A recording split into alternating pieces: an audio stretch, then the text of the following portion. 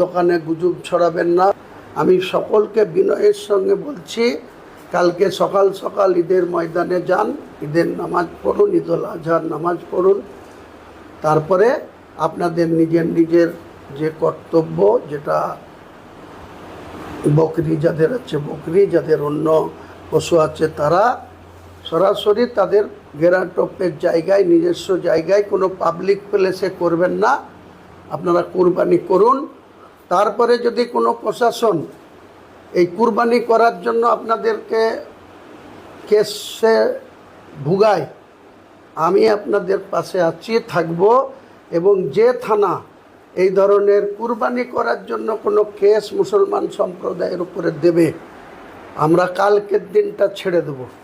শুক্রবারে বিকেল থেকে, নামাজের পর থেকে যে থানা এটা করবে, সেই থানা যেন প্রস্তুত থাকে মুসলমান সম্প্রদায়ের মোকাবেলা করার জন্য। এটা পরিষ্কার কথা।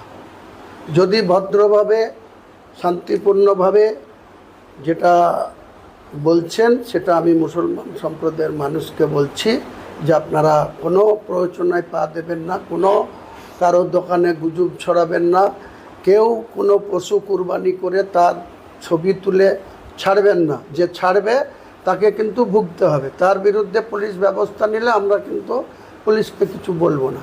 আর আননেসেসারি যদি কোনো পুলিশ, কোনো থানা যদি মুসলমানদের কুরবানি করার জন্য যদি কোনো কেস করে, আমি গোটা মুর্শিদাবাদ জেলার একজন জনপ্রতিনিধি হিসাবে কালকের দিন সহ্য করব।